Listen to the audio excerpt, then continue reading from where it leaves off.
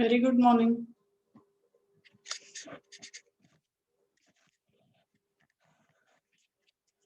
Camera is acting up.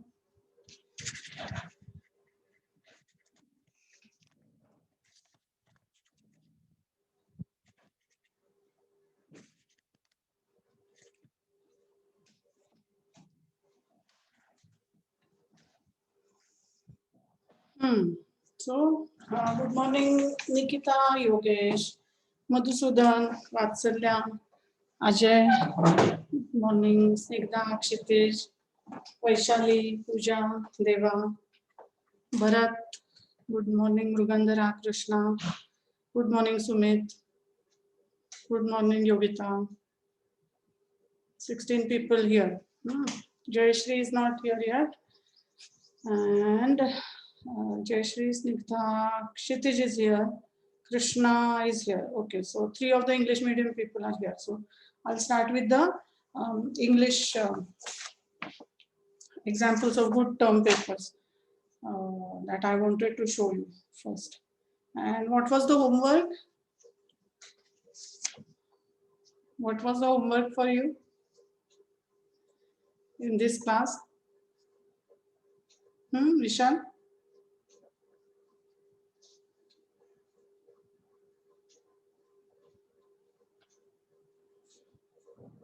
Homework काय दिलं होतं काल?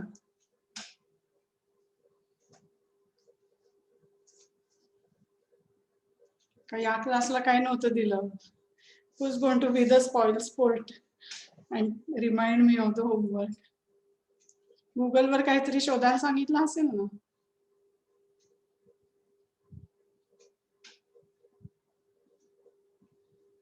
Something to do with the Greek historiography, perhaps.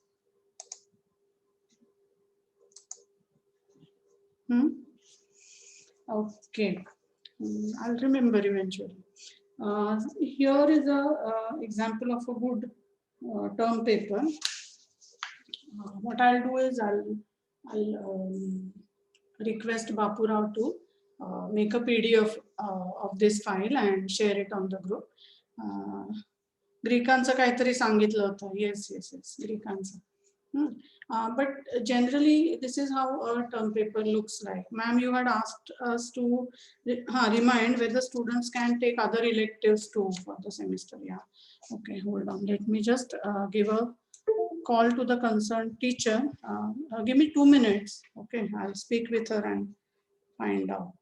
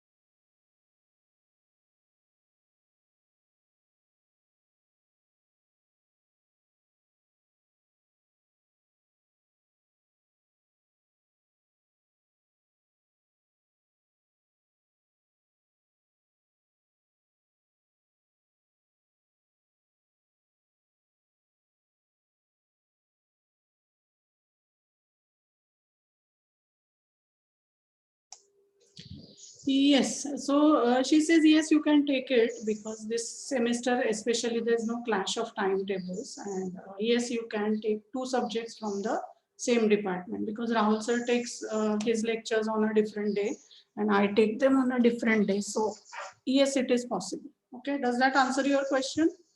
तुम्हाला जर दोन्ही ऑप्शनल घ्यायचे असतील ऍडिशनल क्रेडिट म्हणून म्हणजे बाकी मुलं आपली मला वाटतं 64 क्रेडिटचं बाकी मुलांचं MA असतं तर तुम्ही आणखीन एक पेपर जर का घेतलात म्हणजे राहुल सरांचा पण तर तुम्हाला 68 क्रेडिट्स मिळतील डिग्री जेव्हा तुमची संपेल असंच तुम्ही पुढच्या सेमिस्टरला घेतलं तर आणखीन तसंच करता येईल तुम्हाला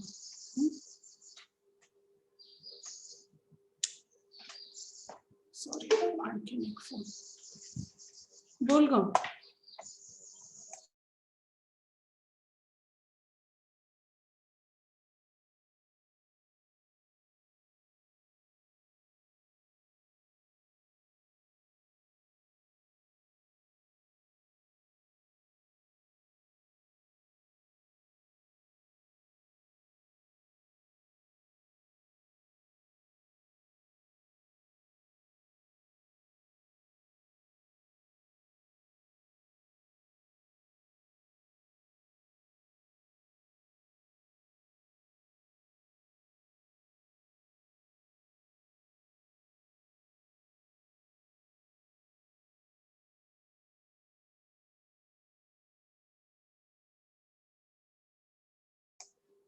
सॉरी पुन्हा मार्च महिना, मार्च एंडिंग असलं की बरेच हिशोब करायचे असतात, त्यामुळे फायनान्सच्या लोकांचा फोन घ्यायला. राईट. सो तुम्ही दोन्ही ऑप्शनल्स घेऊ शकता. माझ्या ऑप्शनल आणि राहुल सरांचा पण ऑप्शनल. जर तुमची इच्छा असेल तर घेतलंच पाहिजे असं नाही. खरं म्हणजे एकच ऑप्शनल घ्यायचा असतो मुलांनी, पण ऍडिशनल घेतलं तर ऍडिशनल क्रेडिट्स मिळतील. तुमची जी फायनल डिग्री येईल त्या डिग्रीला 64च्या ऐवजी 68 तुम्हाला क्रेडिट्स मिळतील. इथे मॅडम पीपीटीचं काय झालं, पीपीटी म्हणजे प्रेझेंटेशन सांगणार आहे त्याच्याबद्दल. पहिले तुम्हाला टर्म पेपर बद्दल सांगते, मग प्रेझेंटेशन बद्दल सांगते. Okay.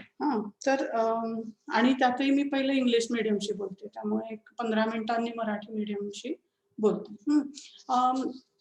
This is how a good term paper goes. This one was done by a girl called Neha Singh on the subject called as Intellectual History of the Modern West. I'll get it PDF and send it to the group eventually. This one was she's taken a concept called as totalitarianism that we were supposed to be studying in this paper, intellectual history, and I'll just open it and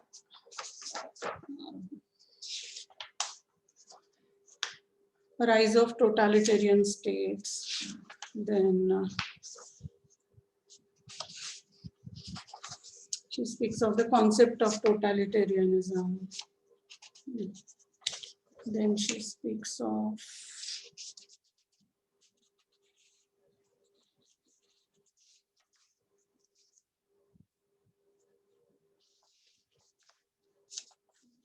the conception of a state in the totalitarian ideology, and various perspectives on the origin and character of totalitarianism.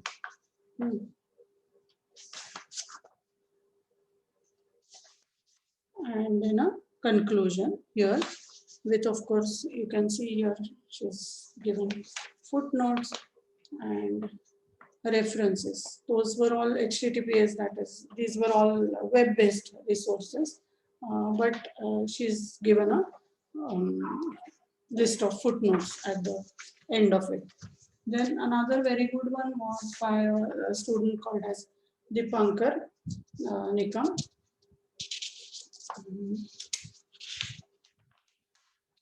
He spoke of social Darwinism. His term paper was on the concept of social Darwinism, and he goes on with the initial bio of Charles Darwin, then speaks about the impact of his idea, various theories and origins, and social Darwinism, origin of the terms. He's also given a lot of footnotes there. Eventually, how Darwin's ideas were reinterpreted by Galton.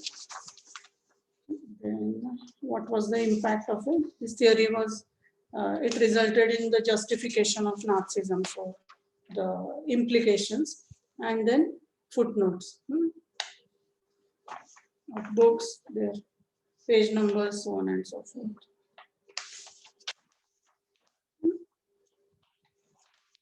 Okay, so this is what a good research paper looks like, and very good or excellent research paper gets about 7 on 10. What is still more required as far as Dipankar's paper is concerned is he could have given more attention to the bibliography and footnotes. The bibliography is missing, and footnotes are also not written in exactly the desired fashion. So that chopped off his couple of marks there. Anyway, how much ever good you do, you are not going to get full marks, because we are social sciences. We don't give all marks. Like, you are not going to get 10 on 10. but a very, very good one in terms of interpretation, in terms of exposition of ideas, in terms of organization of your thoughts.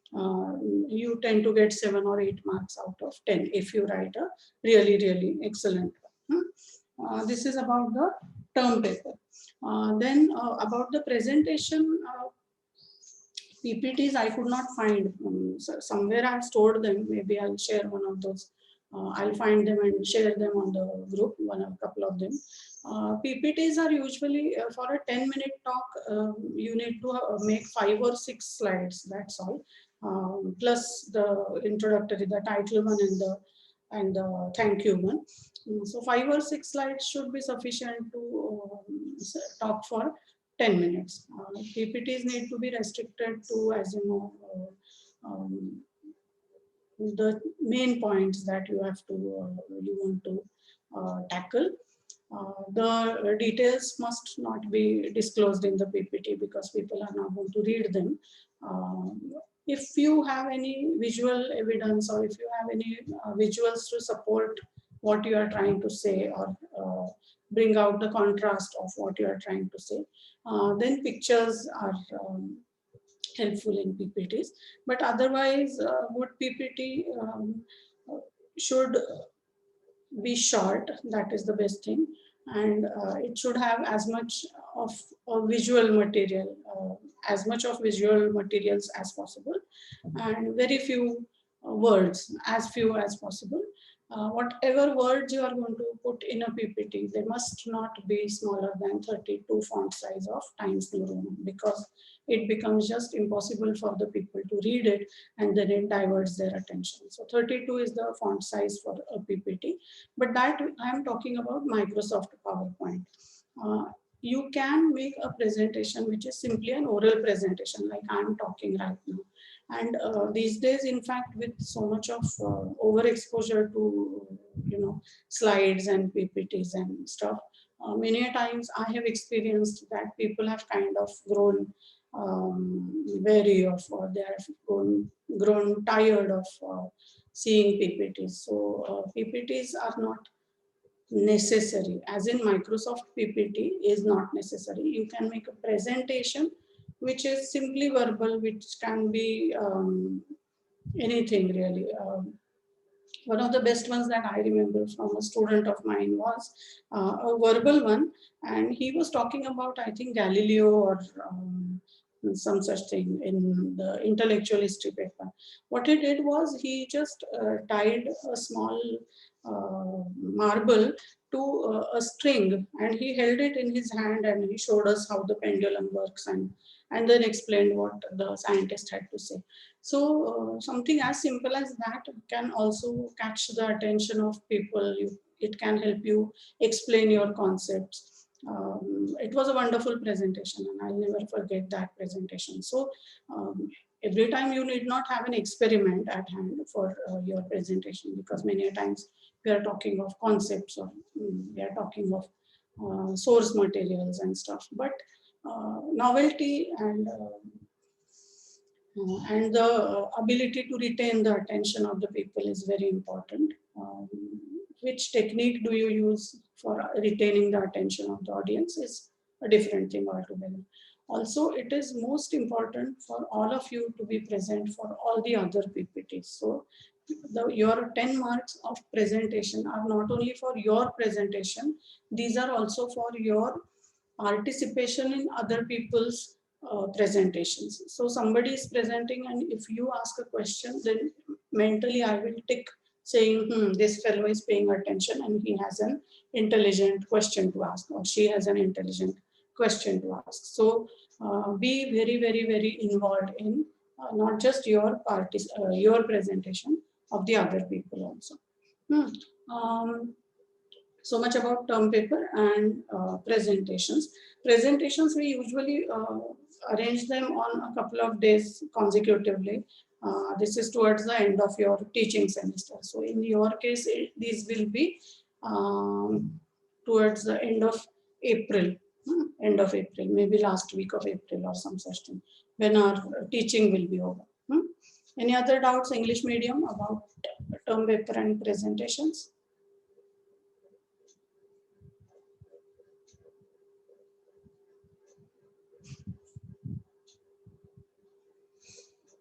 Jayashree, Kshitij, Krishna, Snigdha.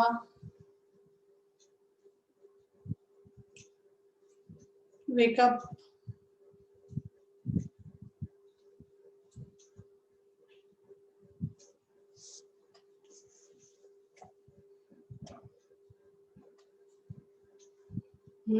Okay, no doubts. Krishna says okay. Snigdha has no doubts. Krishna has okay. Yeah.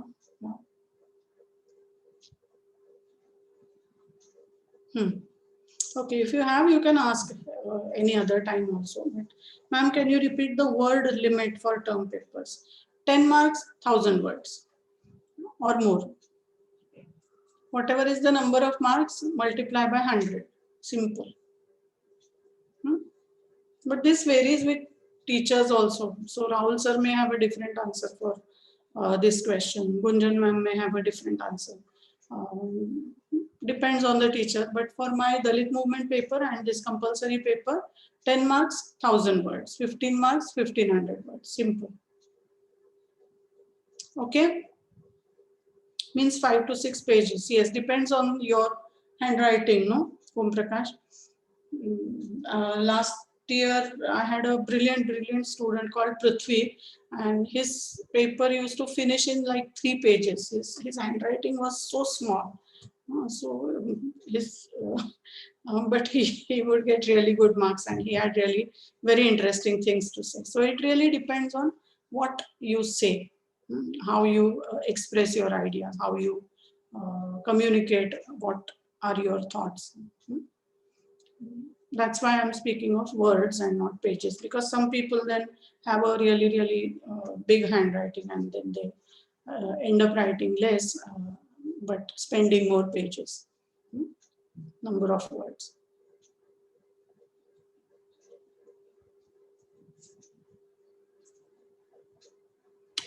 Any other question?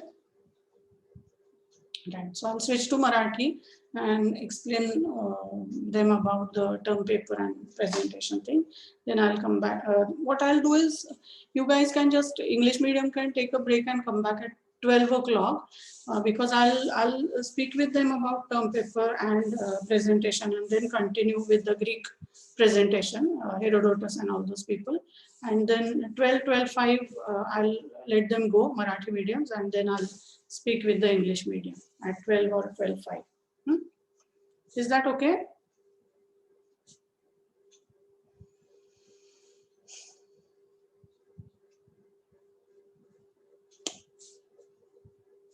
Okay, right. Thank you. आता Marathi medium जागे झाले का? कोणतरी हो म्हणून सांगा, मला जागे. योगिता जागे, कळलं. वात्सल्या जागे, आशुतोष जागा आहे, पूजा जागे, कळलं. देवा म्हणतोय मी झोपलोच नाहीये. गुड. महेश हो जागा आहे. थँक्यू. गुड. ओके. चांगला टर्म पेपर कसा असतो आणि चांगलं प्रेझेंटेशन कसं असतं हे तुम्हाला सांगायचं होतं. तर मुख्य गोष्ट अशी की चांगला टर्म पेपर हे अर्थातच रिलेटिव्ह गोष्ट आहे. म्हणजे काय म्हणू आपण त्याला, आम्ही तर इंग्लिश लेक्चर पण करतो. व्हेरी गुड, असंच पाहिजे. बरं, तर एकदम परफेक्ट आहे.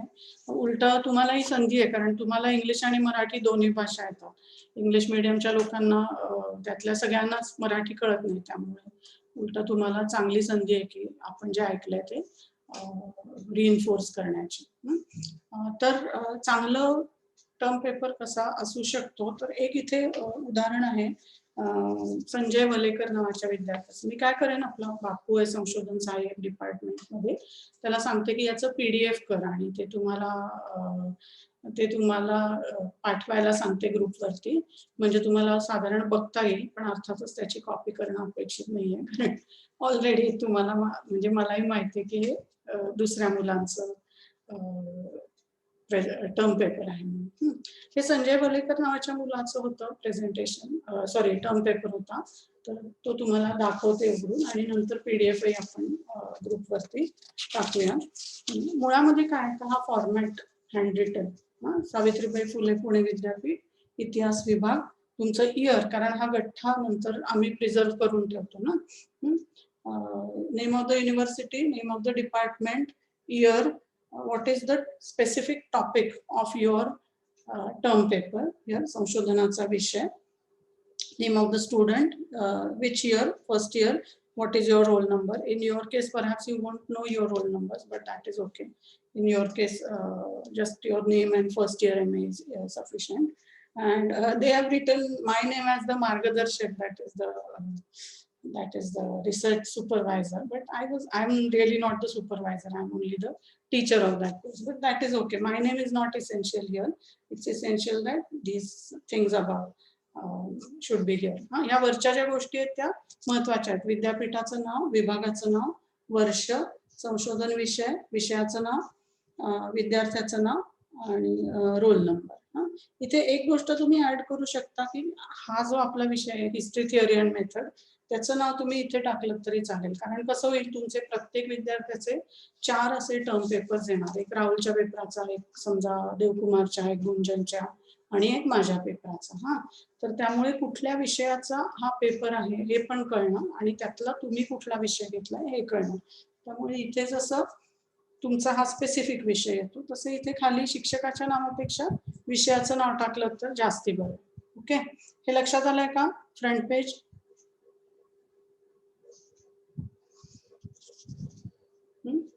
आणि याची पीडीएफ करून द्यायला सांगतेस मी. ओके, भरतने थम्स अप दिलाय. येस, योगिताने हो सांगितलं, वैशालीला लक्षात आलं. Very good. Yes, right. तर हे झालं त्याची सुरुवात. मग ह्याने विशेष तो व्यवस्थित मुलगा असल्यामुळे त्याने अनुक्रमणिका पण केली आहे. अनुक्रमणिका केलीच पाहिजे अशातला काही भाग नाही, पण केली तर चांगलंच आहे, छान दिसतं म्हणून. अनुक्रमणिकेमध्ये त्यांनी तसं कसं त्यांनी मुद्दे घेतले, जसं पुस्तकामध्ये प्रकरण असतात तसं प्रस्तावनेपासून निष्कर्ष आणि संदर्भ सूचीपर्यंत त्यांनी केलंय. आणि ते मी अप्रिशिएटही केलेलं दिसतं, कारण की त्यामुळे साधारणतः काय कुठे आहे याचा अंदाज येतो. असं केलंय. दीर्घ कसं धरायचं समजत नाही. नंतर जे त्यांनी मुद्दे तिथं जे त्यांनी इथे मुद्दे दिलेत त्यानुसार त्यांनी आतमध्ये म्हणजे अनुक्रमणिकेप्रमाणे तो पुढे पुढे गेलाय.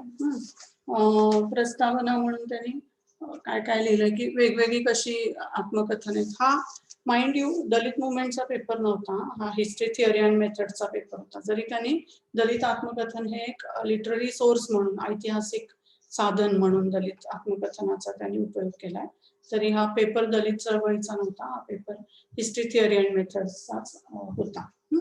तर ही त्याची प्रस्तावना आहे, ज्याच्यामध्ये तो काही एक म्हणतोय की प्राथमिक साधनाची विश्वसनीयता अव्वल दर्जाची असते, कारण हे साधन समकालीन आणि प्रत्यक्षदर्शी असतं आणि या प्राथमिक साधनांमुळे इतिहासाची व्याप्ती सुद्धा वाढते.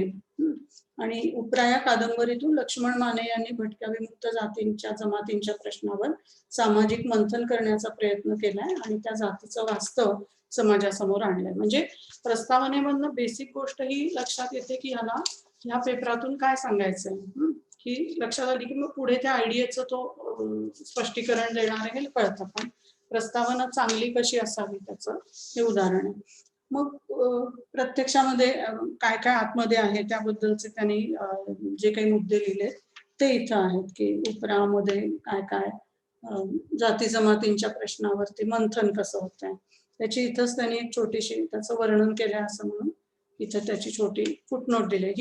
ही फुटनोट देण्याची किंवा तळ टीप देण्याची पद्धत जराशी चुकली आहे त्याची, त्यामुळे अर्थात त्याला फुल मार्क्स नाही मिळालेले. ते त्या काळी 20 पैकी 20 होते, पण त्याला 14 मार्क मिळाले. पण मार्क कुठे जातात तुमचे, तर तळटीपा आणि संदर्भ सूची लिहिताना तुम्ही ती पद्धती शास्त्रीय दृष्ट्या परफेक्ट करायला हवी. ती कशी करायची, तर त्याच्यासाठी सगम मालशे आणि मिलिंद मालशेंचं पुस्तकाची तुम्हाला PDF ग्रुपवरती टाकते, मला आठवण करा त्याची. त्याच्यामध्ये सगळं तुम्हाला पद्धत कशी आहे, आधी कुणाचं नाव आलं पाहिजे, नंतर कुणाचं नाव आलं पाहिजे, हे सगळं त्याच्यामध्ये लिहिलेलं असतं. त्यामुळे त्याचा वापर करून जरूर ते लिहा. तळ टिपा द्या म्हणजे तुमचे मार्क तेवढे वाचतील. मग त्याच्याबद्दलचा आणखीन त्यांनी मुद्दे मांडले. जे काही त्याचे तुमचे आतले मुद्दे असतील त्याची हेडिंग्स केली आणि लिहिलं. काही ठिकाणी त्यांनी त्याचं कोटेशन अवतरण पण दिलंय की लक्ष्मण मानेंच्या लेखणीतून मी तिला विचारलं चिठ्ठीतनं, तिचं उत्तर आलं ते भारी, मी लग्न करण्याचा विचार केला नाही, मोकळेपणाने बोलू. झालं, तिच्याशी बोललो. ती म्हणाली किमान मराठा असशील असं वाटलं होतं, तुझी जात पाहता मला जमेल असं वाटत नाही. यातून आपल्याला जातीबाह्य विवाहाला असणाऱ्या भारतीय समाजातील बंधनांची जाणीव होते, वगैरे वगैरे. पुढे त्याचं जे इंटरप्रिटेशन आहे ते. मग या आत्मकथनाकडे विमुक्त जातींकडे गुन्हेगारी दृष्टिकोनातून पाहणं म्हणजे ऐतिहासिक वास्तवाचं तो म्हणतोय ना की मी या आत्मकथनामधनं ऐतिहासिक वास्तव कसं दिसतं ते बघतो. तर ते इथे मुद्दे त्यांनी मांडले.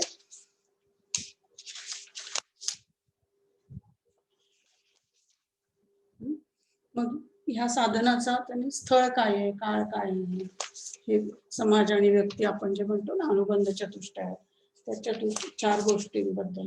उपराचं यश काय आहे, समाजाचं चित्र जगासमोर उभं राहिलं, हे सर्व यश उपराच्या लेखनाचं आहे.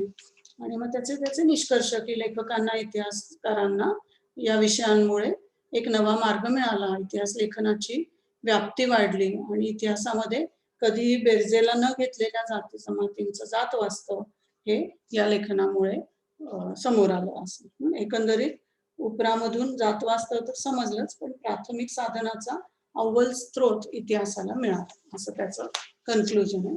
आणि मग त्याने त्याची संदर्भ सूची केली की 2-3 जी काय पुस्तकं त्यांनी वापरली आहेत त्याच्यात हे किशोर शांताबाई काळे, काल आपण दुपारच्या लेक्चरला ज्याचा उल्लेख केला होता त्याही पुस्तकाचा इथे उल्लेख. हा सिंपल हँड रिटन आणि स्टेपल केलेलं आहे. काही फॅन्सी नाही त्याच्यामध्ये. फॅन्सी पण तुम्ही करू शकता तुम्हाला वाटलं तर. म्हणजे आता एस्पेशली आपण लॉकडाऊन मध्ये असल्यामुळे तुम्ही टाईप पण देऊ शकता. कधी कधी मुलं असं पण करतात रंगीबेरंगी, पण एवढं रंगीत काय करायची गरज नाही खरं म्हणजे. यू कॅन सिम्पली हे करू शकता. आतलं कंटेंट काय आहे ते खरं म्हणजे महत्वाचं असतं. आता याच्यामध्ये या संजयने काहीतरी चित्रवित्र पण चिटकवले ते मला वाटतं. हा अशी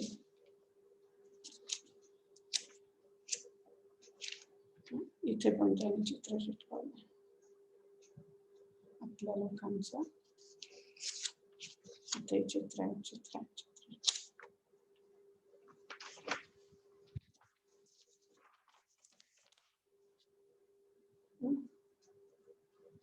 हे पण केलं. तर हे केलं तरी चालू शकतं, म्हणजे हरकत काहीच नाही, पण केलंच पाहिजे असं नाही. कारण सध्या तुम्ही अत्यंत लिमिटेड रिसोर्सेस, मर्यादित साधनांनी काम करताय, त्यामुळे तुमच्या हाती काय काय गोष्टी आहेत माहिती नाही, सोर्सेस कुठले आहेत ते माहिती नाही. त्यामुळे अगदी एक आत्मकथनाचं पुस्तक घेऊन त्याच्यावरती चर्चा करणारा असाही पेपर असू शकतो. किंवा मग इथे आणखीन एक अजून कुठे निकलेश म्हणून आमचा विद्यार्थी होता. जनरली तुम्ही जेव्हा इथे प्रत्यक्ष असता तेव्हा मुलं अशा ह्या फोल्डरमध्ये पेपर सबमिट करतात.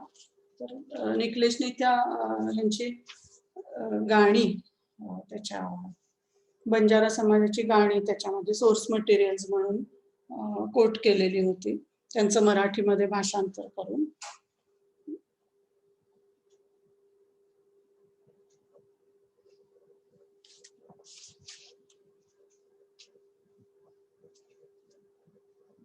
होळीबद्दल लिहिलंय, वेगवेगळ्या सणांबद्दल लिहिलंय बंजारा समाजामधल्या, आणि त्याचं नाव, विषय वगैरे. अजून अभिजित गाडे हा एक आमचा अतिशय गुणी विद्यार्थी होता, आता केंद्रीय विद्यालयामध्ये शिकवतो.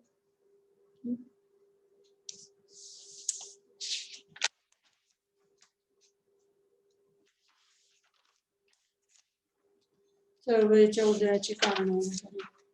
मुळामध्ये कसं आहे की उत्तर तुम्ही लिहिताना हे मुद्दा हायलाइट करता आणि मग वाचणाऱ्याला इथे सोपं जातं. आता तर तुम्ही कम्प्युटरवरती किंवा मोबाईलवरती टाईप करणार आहात, त्यामुळे त्या सगळ्या सोयी तुम्हाला आहेतच. हायलाइट करणं, हेडिंग देणं याच्या. तर जरूर त्यांचा वापर करा. आणि ही जी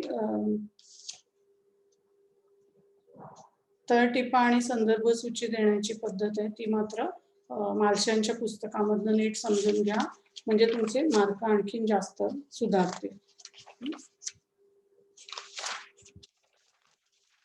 निष्कर्ष आम्हाला इतिहासाच्या लोकांना पुस्तकं उलटी वाचायची सवय असते. म्हणजे पहिले आम्ही संदर्भ सूचीकडे जातो आणि मग आम्ही पुस्तकात काय म्हटलंय त्याच्याकडे बघतो. त्यामुळे नेहमी थिसिस वाचताना उलटीकडून वाचला जातो आमचा. तर तसं संदर्भ सूचीमध्ये काय म्हटलंय, कुठली कुठली पुस्तकं त्यांनी कोट केली आहेत, कुठली साधनं कोट केली आणि या सगळ्या गोष्टींना बरंच महत्व असतं. हे झालं टर्म पेपर बद्दल. आता टर्म पेपर बद्दल काही शंका असेल तर जरूर विचारा बरं.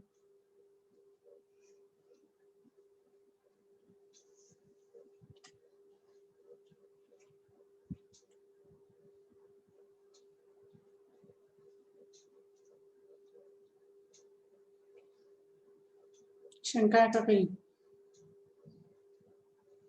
10 मार्कांना साधारणतः 1000 शब्दांमध्ये उत्तर द्यायचं. जितके मार्क त्याला 100ने गुणायचं. सिंपल म्हणजे तेवढे शब्द. पीपीटी म्हणजे प्रेझेंटेशन आणि टर्म पेपर हे चारही विषयांचे आहे. ऑफकोर्स चारही. प्रत्येक विषयाला इंटरनलची एक्झाम आणि म्हणजे दर विषयाचे 4 पेपर देतो की नाही आपण. मॅडम आम्हाला टाईप करावं लागेल का? हो, सध्या तुम्हाला टाईप करण्या वाचून काही मार्गच नाही ना. तुम्हाला वाटलं तर तुम्ही हाताने पण लिहू शकता, पण डिपेंड म्हणजे तुमच्याकडं काय कम्प्युटर आहे का, फोन आहे का, टॅब आहे का, काय आहे. हाताने लिहिलं आणि त्याची म्हणजे आता ही मुलं तरी हातानेच देत होती ना, आपली हॉस्टेलला राहायची मुलं आणि इथल्या इथे हातानेच लिहून देत होती. त्यामुळे तसंही काय. तळटीपांविषयी मी पुस्तकच ते शेअर करते मधुसूदन. हाताने लिहून तुम्ही पीडीएफ जशी आपल्या मूडलमध्ये आपण अपलोड करतो ना, तशी केली तरी हरकत नाहीये. टाईप केली तरी हरकत नाहीये. दोन्ही चालेल. असं काही आमचं म्हणणं नाही की टाईपच करा. अक्षर वाच्य पाहिजे, सुद्धा नाही. सुवाच्य नसलं तरी चालेल, वाच्य अक्षर असलं तरी चालेल. पीडीएफ सेंड केलं तरी चालेल. येस, डिपार्टमेंटला यायची गरज पण नाही आणि डिपार्टमेंटला येणं सध्या अलाउड पण नाही. पुण्यामध्ये रोज 3-4 हजार लोक निघायला लागली परत करोनाचे. त्यामुळे एकदम परिस्थिती बेकार झालेली पुण्याची पुन्हा. त्यामुळे कॅम्पसवरती आता 50% लोकांना फक्त अलाउड आहे स्टाफ मधल्याच. बाकी बाहेरच्यांना तर प्रवेश बंदच केलेला आहे कॅम्पसवर. त्यामुळे कॅम्पसवर येण्याचा कोणीच विचार करू नका. त्यातून तुमच्या आणि आमच्या जीवाला धोका आहे. त्यामुळे सध्या तरी आता बघू पुढच्या महिन्यामध्ये पुन्हा परिस्थिती काय कंट्रोलमध्ये येते का नाही. पण ॲज ऑफ टुडे खूप वाईट स्थिती आहे. लिहून पीडीएफ सेंड करायची, हो चालेल. पीडीएफ सेंड केलं तर चालेल का? हो चालेल ऑफकोर्स. लिहून पण टाईप करून पीडीएफ करू शकतो, दोन्हीपैकी काही. फक्त डिपार्टमेंटला येऊ नका, 100% ॲडवाइस आहे डिपार्टमेंटला न येण्याचा. तळटीपांच्या बद्दल सांगायचं जरा बरं चांगलं पुस्तक जवळ आहे का बघते, म्हणजे क्विकली तुम्हाला त्याचं उदाहरण देता येईल.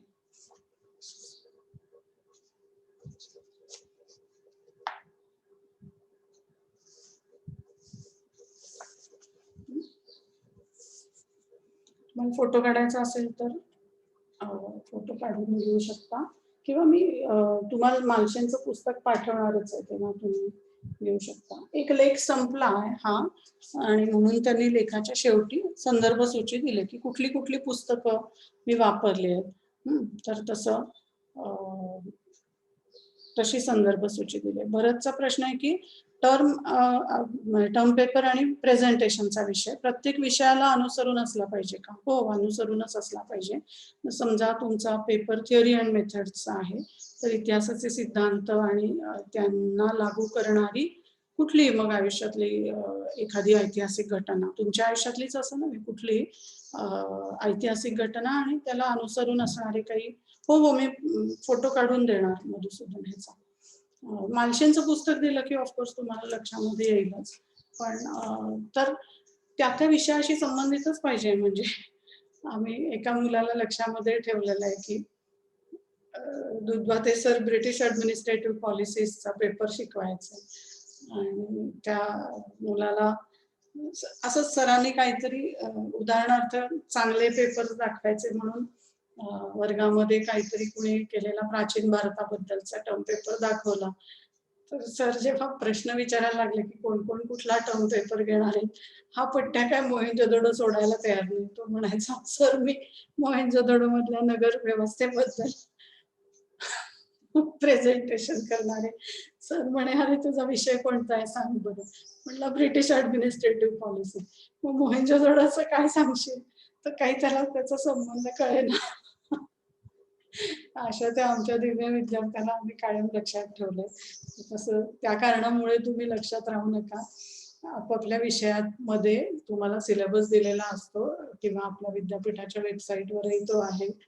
तर वेबसाईटवरनं विषयाचा सिलेबस बघा आणि त्याच्याशी संबंधित विषय घ्या. आता मराठा पॉलिटीसाठी ब्रिटिशांचा विषय घेऊन उपयोग नाही किंवा दख्खनच्या इतिहासासाठी उद्या तुम्ही म्हणाल की मी काश्मीरचा अभ्यास करतो, तसं नाही सांगत. त्या विषयाशी संबंधितच प्रत्येक विषय असायला हवा, टर्म पेपरचा सुद्धा आणि प्रेझेंटेशनचा. आणि म्हणूनच सांगितलंय की प्रत्येकाने त्या विषयाच्या शिक्षकाशी आपल्याला 4 शिक्षकांची 4 फोन कॉल्स करायचेच आहेत. त्या शिक्षकाशी बोलून विचारून त्यांनी वहीमध्ये लिहून घेतलंय ना याची खातरजमा करूनच आपले विषय ठरवायचे. मनाने विषय घ्यायचा नाही म्हणजे काय, तुम्ही म्हणा की मला हे घ्यायचंय किंवा हे घ्यायचंय किंवा हे घ्यायचंय. मग शिक्षकांना सांगू देत की बाबा रे याच्यामध्ये हा घे, तो फायनल विषय करा. शिक्षकांच्या संमतीशिवाय विषय फायनल करू नका. कळलं का? फोटो काढून संदर्भ सूचीचा आत्ताच सेंड करते.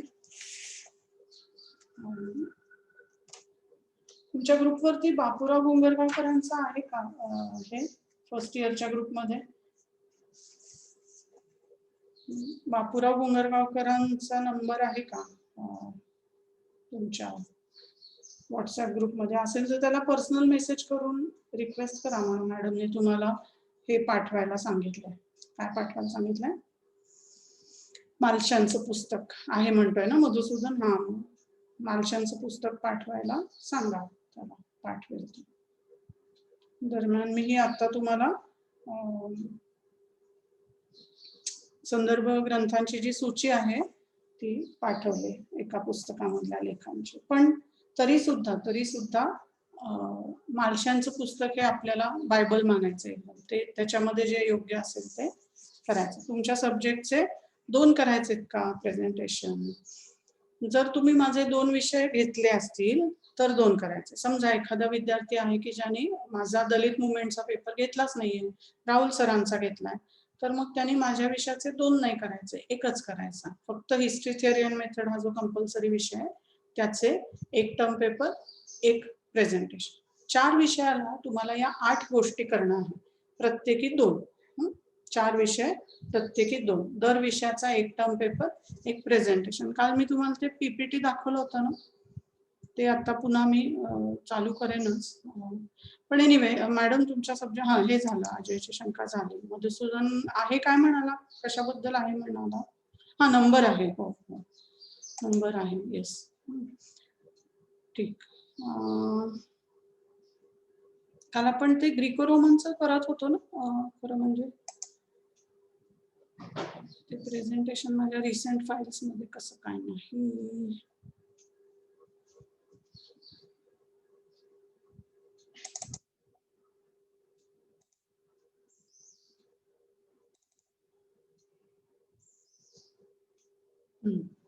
हेच असेल, early theories of history. Screen share करते म्हणजे तुम्हाला टर्म पेपर आणि प्रेझेंटेशनचे विषय. हे तेव्हा आता तुला शिक्षा मिळेल. काल हा प्रश्न 500 वेळा उत्तर देऊन झालेला आहे. विषय वेगळेच पाहिजे. तर कळलं का? मुद्दाम खोडसाळपणा करतोय असा मला संशय आहे. 4+1 एक सरांचा पेपर केला तर चालणार नाही का? म्हणजे काय रे?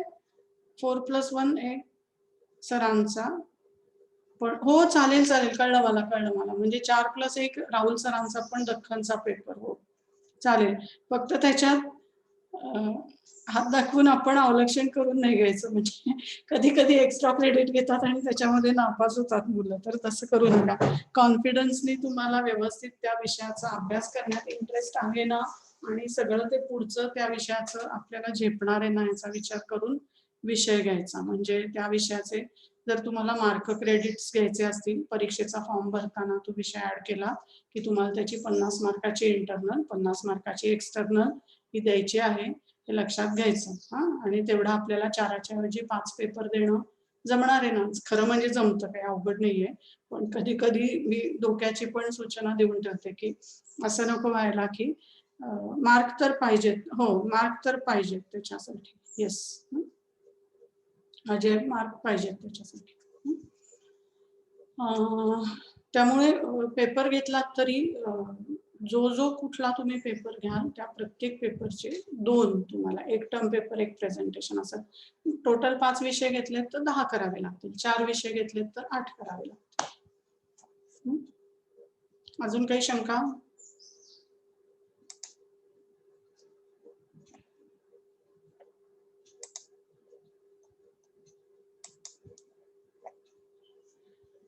स्क्रीन दिसतोय?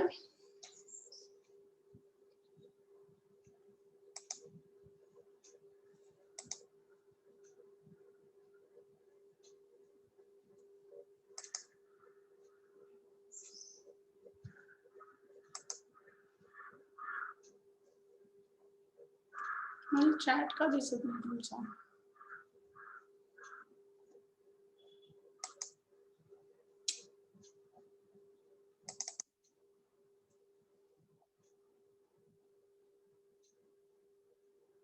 एक सेकंड. येस, हा, योगिता म्हणते की येस, स्क्रीन दिसतोय.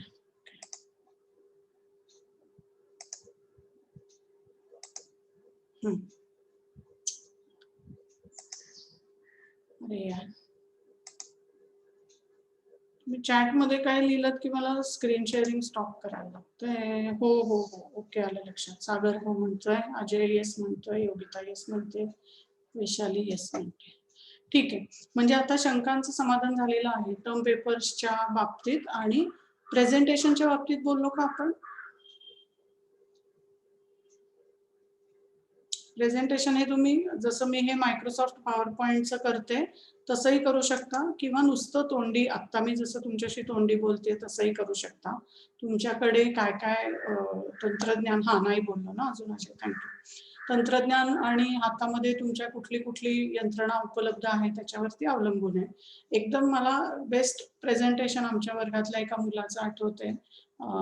तर त्यांनी इंटलेक्च्युअल हिस्ट्रीचा आमचा पेपर होता, म्हणजे युरोपमधल्या विचारवंतांचा वगैरे त्याच्यामध्ये विषय येतो. तर गॅलिली बद्दल काहीतरी सांगताना त्यांनी चक्क काय केलं होतं, आपण त्या गोट्या खेळतो ना, त्या एक गोटी त्यांनी हे केली, दोऱ्याने बांधली आणि अशा हातामध्ये धरली, आणि तो पेंड्युलम कसा हलतो झोका देऊन दाखवलं, आणि मग त्याच्यावरनं गॅलिलिओने काय प्रयोग केले वगैरे वगैरे समजावून सांगितलं. म्हणजे तुम्हाला फॅन्सी पीपीटी वगैरेची गरज नाहीये. बेसिकली तुम्हाला इंटरेस्टिंग काहीतरी कॉन्टेंट तुमच्याकडे असेल, बोलण्यासारखं सांगण्यासारखं असेल, तर तुम्ही कुठल्याही माध्यमांच्या सहाय्याने किंवा काही विशेष हाताशी प्रॉप्स म्हणजे प्रॉपर्टी नसताना सुद्धा तुम्ही चांगलं प्रेझेंटेशन करू शकता. तर तसं आपला आता हा तर पेपर एकदम सोपा आहे. हिस्ट्री थिअरी अँड मेथडमध्ये कुठलाही तुम्ही विषय निवडताना शिक्षकांच्या संमतीनेच निवडायचा. जेव्हा आम्हाला फोन करणार असाल तेव्हा हाताशी 2 ते 3 विषय ठेवा की मॅडम मला हा तरी वाटतोय, तो तरी वाटतोय, नाही तर तो तरी वाटतोय. मग मी सांगेन की बाबा त्याच्यामधलं तुला काय जमतंय, काय जमेल त्यानुसार, किंवा हा विषय आणखीन जास्ती रेलेव्हंट होईल, किंवा याला आणखीन पुढे पोटेन्शियल चांगलं आहे. त्यामुळे मला कॉल करताना या विषयाचं टर्म पेपर आणि प्रेझेंटेशनसाठी प्रत्येकी 3 चॉईस ठेवा. 3 चॉईस ठेवा की मी टर्म पेपरसाठी ए, बी किंवा सी घेऊ का. ते बोलणं झालं की प्रेझेंटेशनसाठी ए, बी आणि सी, किंवा काय पी, क्यू आणि आर घेऊ का. मग मी सांगेन इकडं बी घे, इकडं आर घे. त्याच्यानुसार तुम्ही काम पुढे सुरू करा, आणि हे सगळं वेळेत करा, म्हणजे सबमिशनच्या वेळेला घाई होणार नाही तुमची. प्रेझेंटेशनला जर पीपीटी वापरलं तर 5 ते 6 स्लाइड्स फक्त पाहिजे. 5-6 स्लाइड्स म्हणजे 10 मिनिटं बडबड आपली त्याच्यावरती होते 5-6 स्लाइड्सनी. त्यामुळे खूप मोठं मी 500 स्लाइड्सचं प्रेझेंटेशन करतो, खूप चित्र दाखवते, असं करू नका. स्लाइड्स जर केल्या तर 32 नंबरच्या फॉन्ट साईजच्या पेक्षा खाली छोटा फॉन्ट वापरू नका. शक्य होता होईल तो प्रेझेंटेशनमध्ये चित्रच असावेत, शब्द अगदी कमीत कमी असावेत. कारण शब्द हे आपण नेहमी बोलतच असतो. त्यामुळे प्रेझेंटेशन मधल्या गोष्टी पुन्हा पुन्हा वाचून दाखवायच्या नाही. त्याचा अर्थ तुम्ही ऑडियन्स स्टुपिड आहे असं मानता, निरक्षर आहे असं मानता, असं होतं. कारण जर समोर ते वर लिहिलेलंच आहे तर पुन्हा तुम्ही वाचून दाखवायची काही गरज नाही. त्यामुळे होता होईल तो प्रेझेंटेशन हे चित्रांशी संबंधित किंवा चित्र असावेत, त्याच्यात शब्द कमी असावे. शब्द समजा काही कुणाचा जन्म, मृत्यू, नाव लिहायची वेळ आलीच तर त्याचा फॉन्ट साईज मोठा असावा की माणसाला दिसेल. टेलिफोनच्या स्क्रीनमध्ये पीपीटी बघतोय तर त्याला ते वाचता येईल इतपत मोठ्या फॉन्ट साईज मध्ये लिहायचं. छोटी छोटी अक्षरं लिहाल तर लोक वाचणार नाही. अजून प्रेझेंटेशनची मुदत प्रत्येक व्यक्ती साधारणतः 8 ते 10 मिनिटांचं प्रेझेंटेशन. मी माझं प्रेझेंटेशन मला सोयीच्या वेळेला करतो. मॅडम तुम्ही त्या वेळेला उपलब्ध होणार नाही. प्रेझेंटेशनची वेळ ही ठरलेली असते आपली की आम्ही आधी अनाऊन्स करतो. दिनांक 20 आणि 21 एप्रिलला हिस्ट्री थिअरी अँड मेथड्सची होती, 22 आणि 23ला दख्खनची होती, 24 आणि 25ला दलित मुवमेंटची होती इत्यादी. त्या दिवशी त्या वेळेमध्येच तुम्हाला तुमचं प्रेझेंटेशन सादर करावं लागतं. त्यामुळे प्रेझेंटेशन हे गांभीर्याने घ्यायचं. एक दुसरं म्हणजे माझं प्रेझेंटेशन झालं आता मी एक्झिट करतो, चालणार नाही. मार्क हे तुमचं प्रेझेंटेशन कसं असतं याच्या बरोबरीने तुम्ही इतरांना कसे प्रश्न विचारता, त्यांच्या सांगण्याशी तुम्ही कितपत एंगेज्ड असता, किती लक्षपूर्वक तुम्ही दुसऱ्याचं बोलणं ऐकता, याला सुद्धा मार्क आहे. त्यामुळे प्रेझेंटेशन ही सगळ्यांनी करण्याची ऍक्टिव्हिटी आहे. इंग्लिश मीडियमचं चाललंय, मी जाते, मला त्यातलं काही कळत नाही. चित्र तर समजतात प्रत्येकाला. त्यामुळे मगाशी भरत जसं म्हणला तसं प्रत्येकाने हो लाईव्ह होणार आहे प्रेझेंटेशन, बरं लाईव्ह होणार आहे. आणि अगदी वर्स्ट केस सिनेरिओ काय असू शकतो की माझ्याकडं इंटरनेट नाहीये आता किंवा मला कॉल जॉईन करता येत नाही, तर ठीक आहे. अशी कंडिशन जर असेलच, लाईट गेले, नेट गेले, तर काय करायचं हे त्यावेळेला आम्ही तुम्हाला सांगू. आम्हाला एक व्हॉट्सअपचा मेसेज करायचा की मॅडम आज आपली प्रेझेंटेशन आहे पण त्यावेळेला आम्हाला जॉईन करता येत नाही, माझे लाईट गेलेत किंवा काय आहे, त्यानुसार आम्ही बघू. पण ती परीक्षा आहे, 10 मार्कांची परीक्षा आहे. या सिन्सिअरिटीने जसं तुम्ही Moodle वरती अपलोड करता तसंच सिन्सिअरली तुम्ही प्रेझेंटेशन्स पण आणि टर्म पेपर सबमिशन पण घेतलं पाहिजे. टर्म पेपर सबमिशन मध्ये लाईव्ह काही नाहीये, त्याची मुदत असते समजा 10 एप्रिलला सबमिट करा असं, त्याच्या आतमध्ये तुम्ही ते अपलोड करायचं असतं. पण प्रेझेंटेशन हे लाईव्हच असतं. कारण त्याच्यामधनं आम्ही ऍसेस काय करत असतो, तुमचं कंटेंट तर ऍसेस करतो, तुमची सांगण्याची पद्धत ऍसेस करतो. हा एक मुद्दा मी काल इंग्लिशमध्ये मला वाटतं बोलले की अकॅडमिक पद्धतीने आपल्याला जे मिळालेलं ज्ञान आहे ते दुसऱ्याशी आपण वाटतोय ऍज इन वाटून घेतोय. ते करताना एक विशिष्ट भाषा, एक विशिष्ट ऍटिट्यूड तुमच्याकडे असणं अपेक्षित आहे. म्हणजे काय, तुम्हाला काहीतरी ब्रह्मज्ञान सापडलंय आणि तुम्ही सगळे लाईनीत उभे राहून जग पुढे करा आणि मी पाचतो ते ज्ञानामृत प्या, असा अप्रोच असून चालत नाही अकॅडमिक प्रेझेंटेशन मध्ये. कारण समोर असलेले सगळे लोक हे सुद्धा मास्टर्स ग्रेडचे किंवा त्याहून अधिक त्या विषयाचं ज्ञान असणारेच लोक असतात. त्यामुळे एका विशिष्ट संशोधकीय नम्रतेमधनं, एका विशिष्ट सभ्य पद्धतीने, एका विशिष्ट शिस्तीने प्रेझेंटेशन हे व्हावं लागतं. ह्या सगळ्या गोष्टींची तुम्हाला आता कदाचित सवय नसेल, कारण आपण जे वर्गामध्ये बोलतो ते आपण बऱ्याच अनौपचारिक पद्धतीने बोलतो की हा माझा अनुभव आहे किंवा हे मी सांगतोय. पण संशोधकीय शिस्तीचा भाग म्हणून इथून पुढे तुम्ही आत्ताच MA होताय, पुढे जाऊन PhD करा, MPhil करा, प्राध्यापक व्हाल, तर एका गांभीर्याने तुम्ही तुमची जे म्हणणं आहे, जो आशय आहे, संशोधकीय निष्कर्ष आहेत ते लोकांपर्यंत पोचवायचे. तर त्याचं हे ट्रेनिंग आहे तुमचं प्रेझेंटेशन म्हणजे. त्यामुळे प्रेझेंटेशन हा विनोदी, दुसऱ्यावर टीका करण्याचा, हसण्याचा, हिने कसे केस केले, त्याने कसे मिशी केली आहे, दाढी केली आहे, हा विषय नसून त्याच्यामध्ये तुमच्या अकॅडमिक कॉन्टेंट बद्दल लक्ष देण्याचा तो गंभीर असा प्रयोग असतो. त्याच्याकडे गांभीर्यानेच आपण भाग घ्यायचा. समोरच्याच्या बोलण्याचा आशय काय आहे त्याच्यावरती प्रश्न विचारू शकतो आपण, जरूर विचारायचे, पण ते संबंधित प्रश्न असले पाहिजे.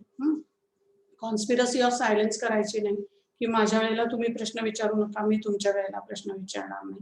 प्रश्न कोणीच विचारले नाहीत याचा अर्थ दोन होऊ शकतात. एक म्हणजे सगळं ज्ञान तुम्ही ऑलरेडी देऊन टाकलंय, कुणाला काहीच शंका नाही, आणि दुसरा जास्ती शक्य असणारा म्हणजे तुम्ही गप्प बसवले लोकांना.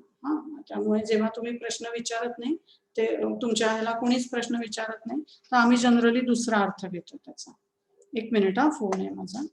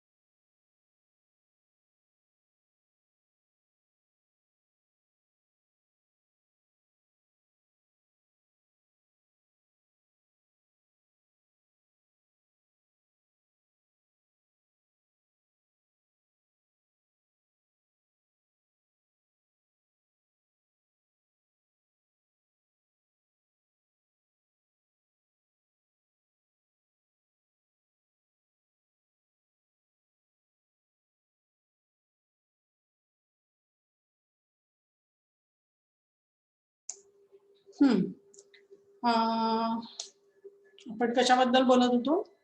प्रेझेंटेशन बद्दल आणि पार्टिसिपेशन बद्दल. तर येस, प्रेझेंटेशन मध्ये सगळ्यांचं पार्टिसिपेशन असणं अत्यंत गरजेचं आहे, आणि ते एका इंटेलिजंट मास्टर्स क्लास मधल्या विद्यार्थ्याचं पार्टिसिपेशन, सहभाग या लेवलनीच ती इंटरॅक्शन, तो जो संवाद आहे तो होणं अपेक्षित आहे. हे ट्रेनिंग आहे, अजून तुम्ही फर्स्ट सेमिस्टर मध्ये आहात, हळूहळूच गोष्टी जमायला लागतील तुम्हाला, पण ते ट्रेनिंग म्हणून सिरियसली घ्यायचं.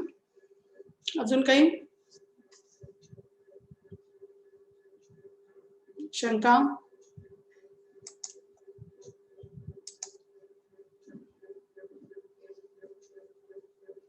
आता असेल तर ऑडिओनी बोला, मी कारण प्रेझेंटेशन शेअर केलं की मग मला चॅट नेहमीच दिसतो, अशातला भाग नाही. हे पीपीटी पण मी मोस्टली तुम्हाला ग्रुपवरती टाकेन, मला आठवण केली तर, म्हणजे तुम्हाला हे मार्कांचं डिस्ट्रीब्युशनही त्याच्यामधलं पाहता येईल. 15-15 मार्क आणि 10-10 मार्क, 15-15, 10-10 असं. काल आपण हे ग्रीकांच्या इतिहास लेखनाबद्दल बोलत होतो आणि हिरोडोटस पाशी येऊन थांबलो होतो, बरोबर ना?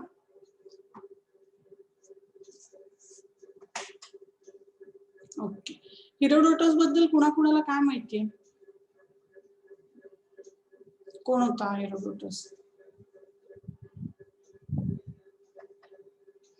बोललात तरी चालेल, चॅट मध्ये लिहिलं तरी चालेल, वाचेल.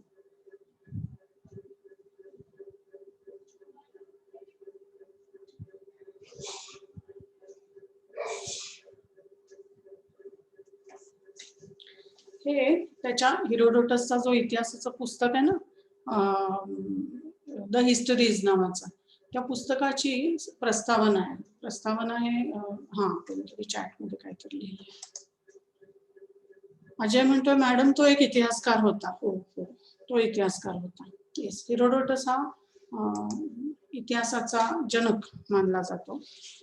जनक म्हणजे पिता, वडील, कारण की त्यांनी ज्याला आज आपण इतिहास म्हणतो त्या पद्धतशीरपणे इतिहास लेखनाची, गतकाळ आणि इतिहास याच्यामध्ये आपण फरक करतो की नाही, की गतकाळ हा घडून गेलेला असतो. मग कोणीतरी त्याची नोंद ठेवलेली असते आणि त्या नोंदीवर आधारित जेव्हा कुणी पुन्हा स्वतःचा अन्वयार्थ लिहितं तेव्हा त्या अन्वयार्थाला आपण इतिहास म्हणतो. तसं हेरोडोटस हा इतिहासकार होता. आणि क्षितिज म्हणतोय की योगिता म्हणली की तो ग्रीक इतिहासकार होता. येस. क्षितिज म्हणतोय की वात्सल्य म्हणते ग्रीक इतिहासकार होता. क्षितिज म्हणतोय he started writing history with scientific methods. हो, ग्रीक हिस्टॉरियन.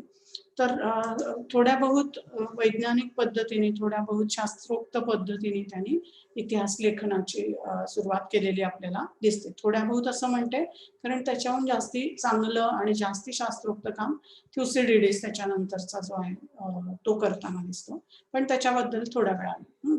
पहिलं काय तर हे हेरोडोटसचं जे लिखाण आहे ते शब्द, हेरोडोटसचे शब्द. तो म्हणतोय की मी कोण आहे तर म्हणजे किंवा हे पुस्तक काय आहे तर हे पुस्तक म्हणजे हेलिकार्नासस नावाच्या प्रदेशामधल्या हेरोडोटस या माणसाने लिहिलेले संशोधकीय काय म्हणूया निष्कर्ष आहेत.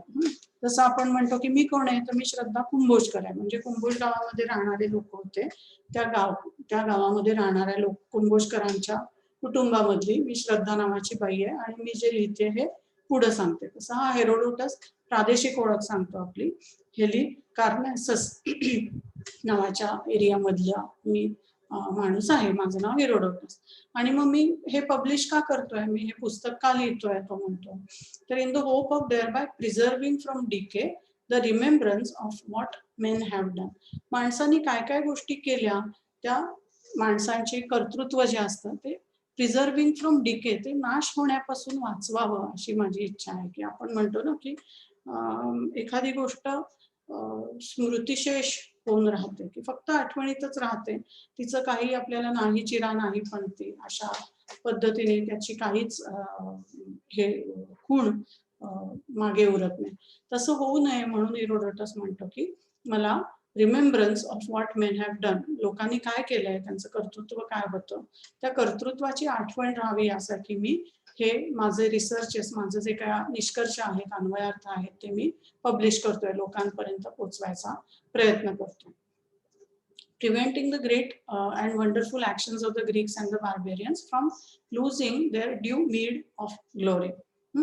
म्हणजे ज्या ग्रीकांनी आणि त्यांचे जे शत्रू होते बर्बर लोक, त्या ग्रीक आणि बर्बर्स या दोन प्रकारच्या लोकांनी जे काही मोठे पराक्रम गाजवले, कर्तृत्व गाजवलं, तर त्याबद्दल त्यांना जी कीर्ती मिळायला हवी, तर ती कीर्ती सुद्धा मी I am preventing it from losing their due meed of glory. ती कीर्ती पण त्यांची नष्ट झाली नाही पाहिजे.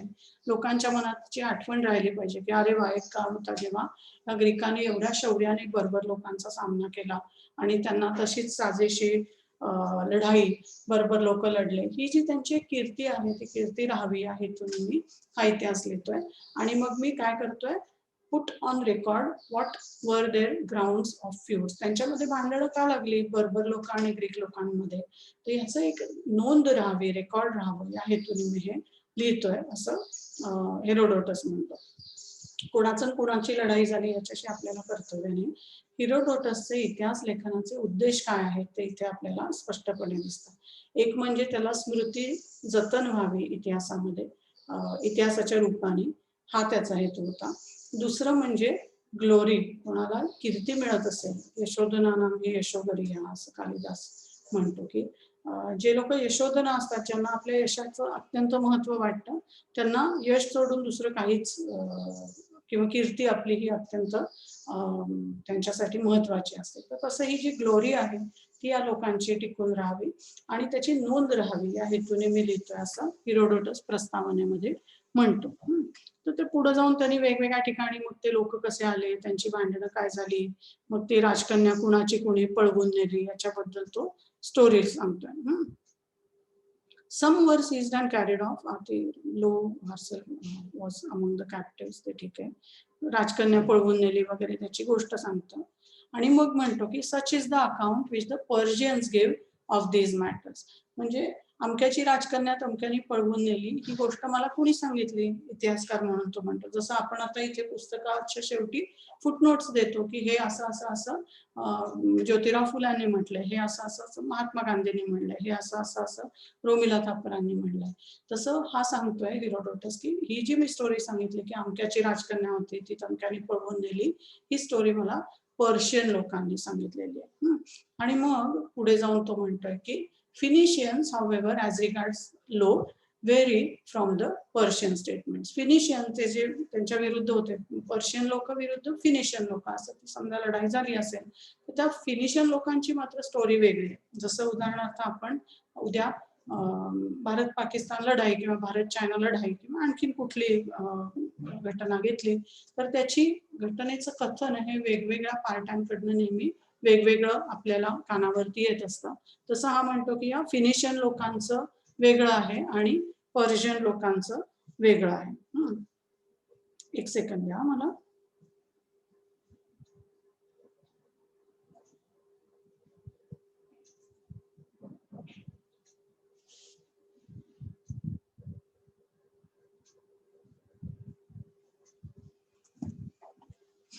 Chat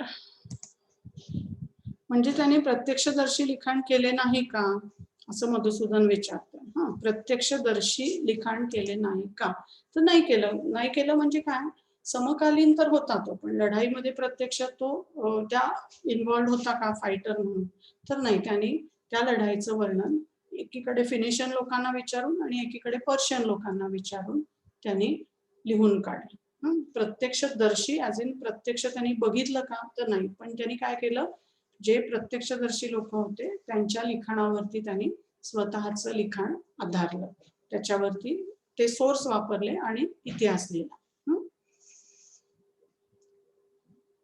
For the cities which were formerly great have most of them become insignificant and human happiness never continues long in one stay. इथे तो थोडी त्याची फिलॉसॉफी सांगतोय की I shall not discuss further but I shall proceed at once to point out the person who first within my own knowledge वगैरे वगैरे, after which I shall go forward with my history describing equally the greater and lesser cities. तो म्हणतो की मी माझ्या पुस्तकामध्ये काय सांगणार, तर काही नगर किंवा शहरं असतील ज्यांचा विकास झाला आणि ज्यांचा ऱ्हास झाला किंवा जी महान होती आणि दुसरी काही जी तितकीशी महान नव्हती, त्या सगळ्यांच्या बद्दल मी इतिहासामध्ये लिहिणार आहे. त्याचं कारण असं की त्याला इतिहासाचा एक सायक्लिकल व्ह्यू, ज्याला मगाशी आपण म्हटलं चक्राकार असं आकलन हे हेरोडोटसचं दिसतं. तो म्हणतो जी शहरं एकेकाळी एकदम महान होती, खूप गजबजलेली होती, ती कदाचित आता इनसिग्निफिकंट झाली असतील, कमी महत्वाची झाली असतील, आणि जी शहरं आता कमी महत्वाची आहेत ती पुढे कदाचित श्रेष्ठ म्हणून ओळखली जातील. त्यामुळे तो म्हणतोय की मी त्या सगळ्यांचं वर्णन करणार आहे. म्हणजे सांगायचा मुद्दा असा की हेरोडोटस हा इतिहासाबद्दल, वर्तमानाबद्दल, गतकाळाबद्दल, गोष्टींच्या भूत, वर्तमान आणि भविष्याबद्दल काही ग्रँड असं विधान करू पाहतोय. तो म्हणतोय की आय एम कन्व्हिन्स्ड की human happiness never continues long in one stay. आपल्याकडे चक्रार पंक्तिरेव गच्छती भाग्य पंक्ती असं म्हणतात की विहिरीवरची मोठ असते की नाही, ती कशी गोल गोल गोल गोल फिरते आणि त्या मोठेमधले मडकी, मोठेला छोटी छोटी मडकी असतात पाण्याने भरण्याची, ती मडकी कधी भरतात, पुन्हा वरती गेली की मोकळे होतात, पुन्हा पाण्यात खालती येतात, भरतात, पुन्हा मोकळे होतात. तर तसं त्या कवीने म्हटलंय की भाग्य जे असतं माणसाचं ते त्या मोठेसारखं असतं. कधी माणसाला सगळं माप भरून मिळतं, कधी रिक्त हस्ते त्याला जावं लागतं. हा इतिहासाकडे, वर्तमानाकडे आणि एकूणच मानवी जीवनाकडे पाहण्याचा चक्राकार, दिस टू शॅल पास असा जो अप्रोच आहे तो हेरोडोटसचा आपल्याला इथे दिसून येतो. आणि तो प्राचीन काळामधल्या अनेक लोकांचा आहे. म्हणून मी मुद्दाम भाग्यपंक्तीचा श्लोक सांगितला की अनेक लोकांना त्या काळी आणि अजूनही असं वाटत असतं की आहेत ते दिवस काही टिकून राहत नाहीत, हेही दिवस जातील. प्रत्येक गोष्टीला कधीतरी चांगले दिवस, कधीतरी वाईट दिवस येत असतात. हा जो एक अप्रोच आहे इतिहास लेखनाबद्दलचा, वर्तमानाबद्दलचा, तो आपल्याला हेरोडोटसच्या लिखाणामध्ये दिसतोय. एवढंच मला इथे सांगायचंय. इथे आपण थांबूया मराठीमध्ये आणि मी इंग्लिशला शिफ्ट होते आता. काही मराठीच्या शंका आहेत का? तर चॅटमध्ये बघते मी, एकच सेकंड. Stop sharing chat. त्याचं लिखाण दुय्यम साधनात घ्यायचं की प्राथमिक साधनात? सांगा बरं. आपण याबद्दल साधन हे प्राथमिक असतं की दुय्यम असतं याबद्दल आपण काय चर्चा केली होती?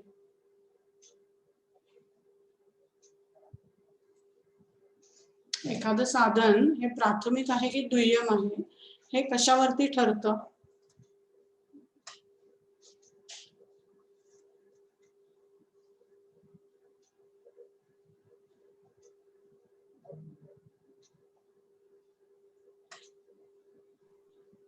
सांग तुषार.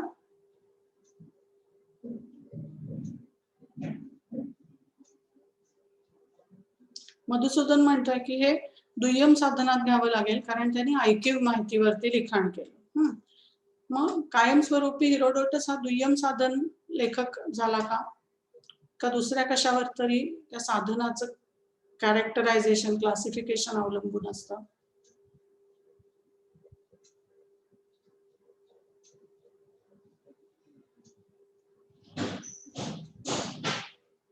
हिरोडोटसने स्वतः लढाई बघितली नाही आणि त्या पर्शियन आणि दुसरे काय फिनिशियन लोक त्यांना विचारून त्यांनी त्या लढाईचं वर्णन लिहिलं. मग ते प्राथमिक साधन मानायचं का दुय्यम साधन मानायचं हे कशावर ठरेल?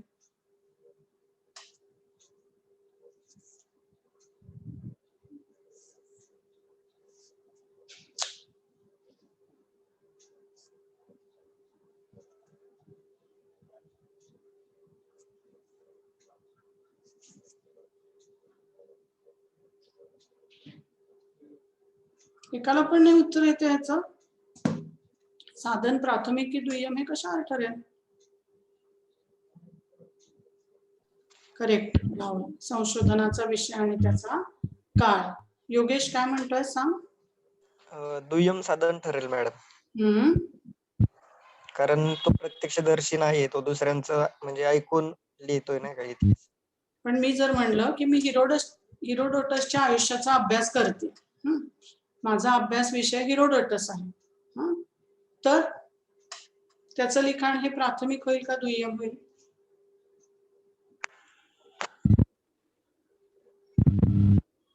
प्राथमिक होईल मॅडम, पण त्याला पुरावे पाहिजे त्यासाठी. म्हणजे पुरावे असले तरच योग्य. म्हणजे एखादं साधन प्राथमिक ठरणार का दुय्यम ठरणार हे कशावरती अवलंबून असतं? प्रत्यक्षदर्शी तिथे आहे का? प्रत्यक्षदर्शी तर नाहीये.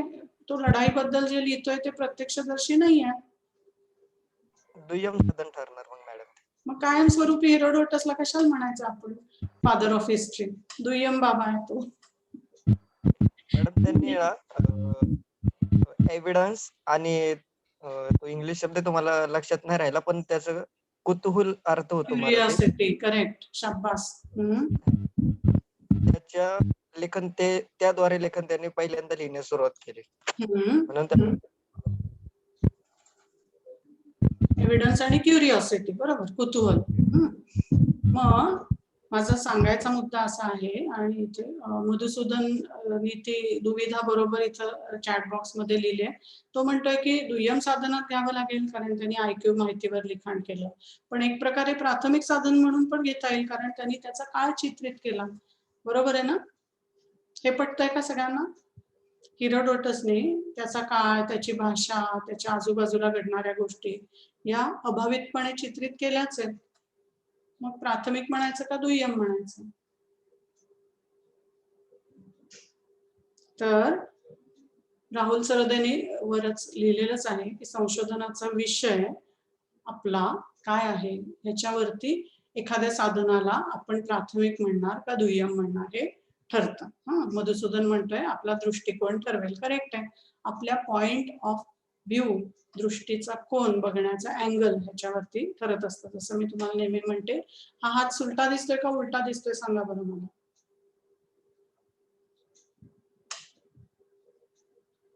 हा हात माझा स्क्रीन शेअर नाही ना होते, तुम्ही म्हणाल हातच दिसत नाही.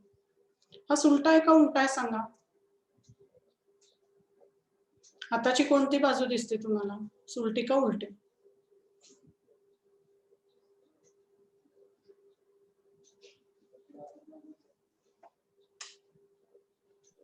Front side. फ्रंट साइड दिसते ना, सुलटी साइड दिसते ना तुम्हाला. मी म्हटलं तुम्ही सगळेच्या सगळे चूक आहात, कारण मला ही साइड दिसते ना इकडची. मला कुठली साइड दिसते? मला उलटी दिसते. तुम्ही सगळे चूक आहे का? नाही. का नाही सांग वाजेल? कारण की मॅडम आम्हाला समोरचं दिसते ना. करेक्ट. म्हणजे आपला काय वेगळा वेगळा आहे बघण्याचा दृष्टिकोन वेगवेगळा आहे. आलं लक्षात? अँगल वेगळा वेगळा आहे. दृष्टीचा कोन, कोन म्हणजे अँगल, दृष्टीचा कोन, अँगल हा वेगळा वेगळा आहे. तसं प्रत्येक बाबतीमध्ये बघणाऱ्याचा दृष्टीचा कोन काय आहे, अजयने लिहिलंय आमच्याकडे उलटी आणि तुमच्याकडे उलटी बाजू आहे. करेक्ट आहे. पण पुन्हा सांगायचा मुद्दा हाच की तुमच्या दृष्टीने जी पांढरी बाजू आहे ती माझ्या दृष्टीने कदाचित काळी बाजू असू शकते. तुमच्या दृष्टीने मागेही आपण ते कावळ्या आणि कोल्ह्याची गोष्टीच्या चित्रामध्ये पाहिलं होतं की जर आपल्याला असा अनुभव असेल की आपली जेवणाची थाळी कुणीतरी हिरावून नेली आहे, तर आपण कधीच त्या गोष्टीला विनोदी गोष्ट म्हणून बघू शकणार नाही. आणि ज्याचं पोट भरलेलं आहे किंवा ज्याला त्या कोल्ह्याबद्दल कौतुक आहे, तो माणूस किंवा ती बाई म्हणू शकते की चतुर सिंहावर मूर्ख कौवा असं गोष्टीचं नाव आहे. स्टोरी बेस्ड होती ना, अजयला आवडली होती ती. तर मुद्दा असा की इतिहासामध्ये दृष्टिकोनाला खूप महत्व असतं आणि हिरोडोटसचा जे काही त्याचं लिखाण आहे ते प्राथमिक आहे की दुय्यम आहे हे आपण कुठल्या फोकसने, कुठल्या रोखाने आपण अभ्यास करायचा प्रयत्न करतोय त्याच्यावरती ठरेल. त्यामुळे मधुसूदन, होपफुली तुझ्या प्रश्नाचं उत्तर मिळालं असेल की जर आपण त्या कोणते फिनिशियन लोक आणि दुसरे समजा पर्शियन लोक यांच्या युद्धाबद्दलचा अभ्यास करत असू तर हिरोडोटसचं जे लिखाण आहे ते समकालीन आहे, प्रत्यक्षदर्शी नाही, असं आपण त्याचं हे करूया, असं आपण त्याचं वर्गीकरण करू शकतो. पण जर आपल्याला मगाशी जसं तूच लिहिलेस मधुसूदन की त्यांनी त्याचा काळ चित्रित केला की हिरोडोटसच्या काळामध्ये कोणकोणत्या गोष्टी महत्वाच्या होत्या, तर बाबा ग्लोरी, कीर्ती, यश या गोष्टी महत्वाच्या तो मानत होता. हा जो आपल्याला हिरोडोटसचा जर व्यक्तिचित्रणात्मक काही अभ्यास करायचा असेल तर त्याचं लिखाण हे आपल्या दृष्टीने प्राथमिक साधन आहे, ते त्याचं आत्मकथन. आलं लक्षात? आपल्या रोखानुसार साधनाचं ते प्राथमिक ठरतं की दुय्यम ठरतं हे अवलंबून असतं.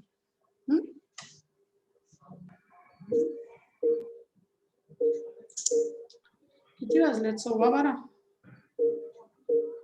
कसली तरी मीटिंग येते.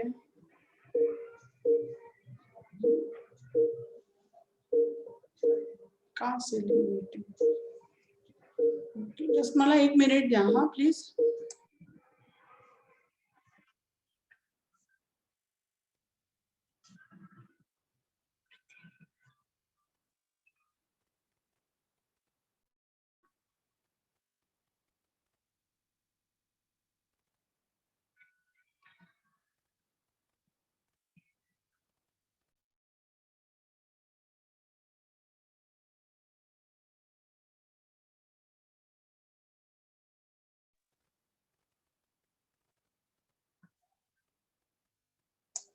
कुठल्या व्हिडिओ कॉलिंग मध्ये सुद्धा रॉंग नंबर लागतात वाटतं. माझा काहीच संबंध नसलेला एका कॉलवरती अचानक मला इथे इन्व्हिटेशन दिसायला लागलं गुगल मीटचं. हा विनोदच आहे. पण एनिवे, तर मराठी मीडियमसाठी इथे थांबूयात आणि इंग्लिश मध्ये मी शिफ्ट होते. पॉइंट असा की हिरोडोटसनी इतिहास लेखनाची एक सशक्त अशी परंपरा सुरू केली आणि त्याला इतिहासाचा जनक मानलं जातं. कारण मगाशी जसं योगेशने आठवण करून दिली की हिरोडोटसचं लिखाण हे कुतूहल आणि एव्हिडन्स, पुरावे याच्यावरती आधारित होतं. त्यामुळे इतिहास लेखनाच्या ज्या वेगवेगळ्या परंपरा जगभरामध्ये आहेत त्यातली जी ग्रीक परंपरा आहे ती परंपरा आपण एका अर्थी सगळ्या जागतिक इतिहासाच्या परंपरेमधली त्या काळातली वैज्ञानिक दृष्टिकोन ठेवणारी, शास्त्रोक्त दृष्टिकोन ठेवणारी असं म्हणून तिच्याकडे पाहू शकतो. आणि या दृष्टीने हेरोडोटसला इतिहासाचं जनक म्हटलं जातं असं आपण लक्षात ठेवूया. इथे मराठी मीडियमचं लेक्चर थांबवते. पुढच्या आठवड्यामध्ये आपलं लेक्चर कधी असणार आहे? शुक्रवार शनिवार ना, म्हणजे 26 आणि 27. 26 ला मला 12 वाजता एक मीटिंग आहे 26 तारखेला. तर सकाळी 11च्या ऐवजी 10 लेक्चर घेतलं तर चालेल का? मला ग्रुपवरती कळवा. विचार करा आणि ग्रुपवरती कळवा. 10 लेक्चर घेतलेले चालेल का? ओके. अजित काय बोलतोयस का? नाही मॅडम. ओके. आमच्याकडे उलटी चालेल. हा चालेल म्हणलं अजय. ओके चालेल. Okay bye bye Marathi medium. मी आता इंग्लिश मीडियमची मंडळी असतील तर त्यांच्याशी बोलते आहे. स्निग्धा आहे, कृष्णा आहे. सुमित इंग्लिश मीडियम आहे का मराठी मीडियम आहे तुझा?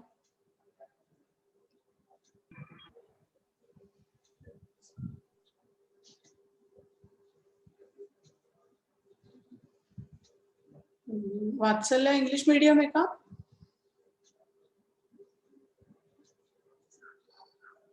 मराठी मीडियम आहे. Okay okay. सुमितचा मराठी मीडियम आहे. ठीक आहे. तरी अर्थातच इंग्लिश ऐकायला काहीच हरकत नाही कोणाची, पण आपलं कधी बोलणं नव्हतं झालं त्यामुळे माझ्या लक्षामध्ये नाही की तुझं इंग्लिश आहे का मराठी. Okay right. मी आता इंग्लिशला स्विच करते. काही शंका असेल तर जरूर सांगा.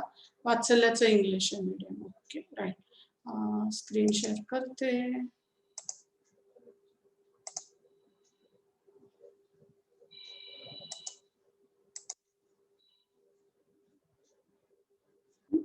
This is where we stopped in the last lecture. That is, how we spoke of the pre-Herodotus historical traditions, and we also spoke about how the logographers tried to use the narratives to record things. But of course, since these were not really based on two things, important things, curiosity and evidence, we do not give too much of importance to the pre-Herodotus writings. However, it is of course to be remembered that there are these different traditions of narrating stories throughout the cultures of the world, not just Greek or not just Indian, Chinese or Inca, Aztecs, so on and so forth. There are of course traditions of narrating stories throughout the world. Here we are speaking of an interpretation that is offered for the current audience and which is based on curiosity, and it is supported by evidence. And in this sense, Herodotus stands as a unique person, as one of the earliest history writers, and hence he is given the credit of being the father of history. Here is an excerpt from his writings, and I'll save my efforts by not reading it aloud. I hope that you can read the text. Slightly longish, but is it readable for you, the font?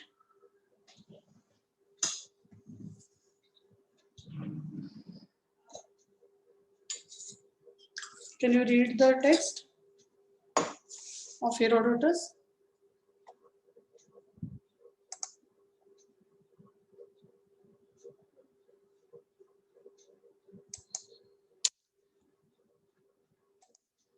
Sometimes I just can't read your chats while sharing screen, which is just strange. That happens sometimes, not always.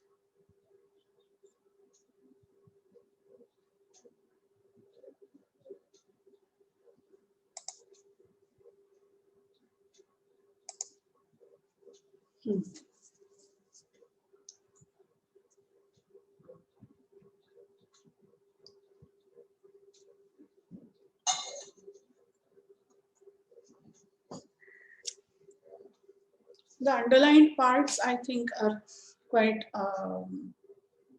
remarkable, because these are the things that Herodotus wants to probably convey to his readers.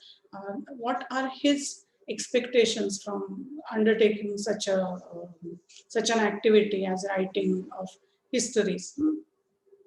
He says that I want to preserve the memories. So history for Herodotus is a means of preserving the memories of what people have done, one. Secondly, it is also a means to preserve the glory of the people who have done something great. And thirdly, he also looks at it as a way of putting on recording, documenting what has happened in the past. So three major functions of history Herodotus is underlining here. One is documentation, other is giving due credit, and the third one is preserving from decay the memories, so commemoration. Uh, he then goes on to narrate the happenings of the battles between two groups, which are not very important for us. And this material is available on archive.org or on many sites. But basically for us, it is important that he's trying to say that these are the events that happened as per the account given by the Persians. That is, Persians are going to blame it on something that happened between them and the Greeks during the battle of the war in Troy. So he's acutely aware that this is only one side of the story, and he says the Phoenicians, however, vary from the Persian statements. So he is aware that any historical narrative is contested by the other party. So Herodotus is quite sharp in the sense that he's aware of what are the functions of history. He wants people to remember, he wants people to document, he wants to give due credit to whoever are the actors of history. But he also is aware that history is always a contested terrain. If I say that this is the right kind of side that you are seeing, or if I ask, what is the side of my hand that you are seeing, the front one or the back one? And if you say front side, I'm going to say, no, you are all wrong. I'm seeing the back side of my hand. And you'll laugh at me because you will say that you are not taking into account our perspective point of view. So perspective is extremely important when one is trying to interpret any event. History is not an exception. And Herodotus is quite acutely aware of this fact that the narratives of history are contested always. He also displays his what can be called as the cyclical point of view or a cyclical view of trying to understand history, in the sense that he's speaking about the cities which were once upon a time great and now they have become quite, excuse me, maybe I'm going to sneeze. But no corona, hopefully. He's displaying his approach of looking at things from a cyclical perspective, in the sense that he's saying that certain cities have once upon a time been great and now they are not very significant, and vice versa. So he is trying to make grand statements about universe, about futures and present tense of cities, civilizations, and the like. This also is a way of looking at history, in the sense that, and it is called as grand history, or it is called as universal history writing. That is, you try to make general statements, sweeping statements, very broad stroke statements on the basis of a small thing such as the battle between the Persians and the whoever Phoenician people. He is observing a specific battle and trying to make a generalized statement about the destinies of cities or civilizations. So this is also a very unique approach. I'm not saying it is the best approach. I'm not saying it is a good approach even, but I'm just saying it's a very unique kind of approach of trying to arrive at a generalization based on a specific study, which Herodotus displays. This is where we'll stop and go ahead to Thucydides and his scientific method of history writing in our lecture in the next week. But for the time being, any doubts that you have or any questions that you have, please ask them, raise your doubts right away. The takeaway as far as the presentation based on Herodotus is that he is considered as the father of the discipline of writing history, primarily because he made use of corroborative evidence and he is aware of the contested nature of historical narratives. And he's also one of the earliest people who tried to distinguish between a narrative and a historical interpretation. So he is aware that this is a narrative of the interested party, that is another narrative of the interested party, and based on these two narratives, I'm going to offer you my own interpretation of a historical event. So he is aware of of the fact that there's a difference between the past and history, and the difference is made by the historian who is involved in interpreting the narratives from the past. So we've already seen these stages of historical how do you say, stages of any historical narrative. One thing is that there is a past, another is that somebody has recorded the past, and the third one, the final stage, is that I, as a historian, am offering an interpretation of somebody's record for my audience today. So three stages: one is the past, second, the record, third, the interpretation. We'll stop here. Any doubts, questions, comments?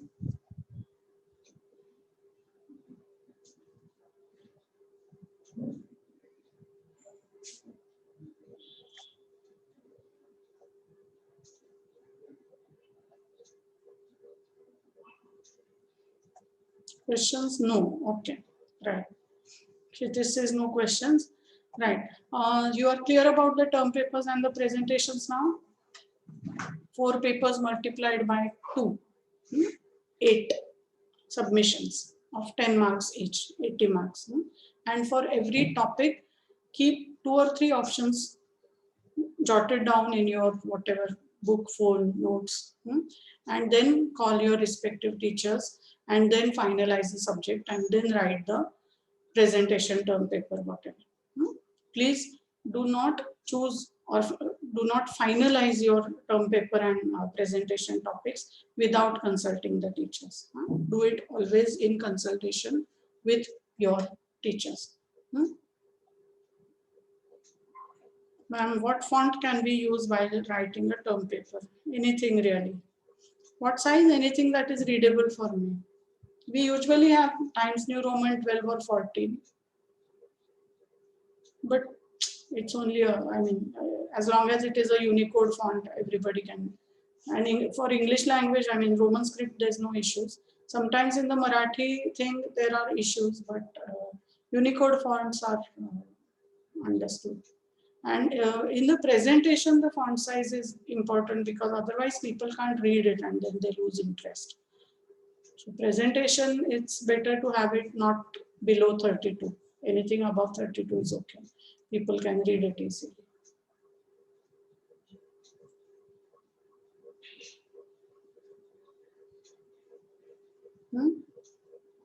So shall I end the meeting? No more doubts?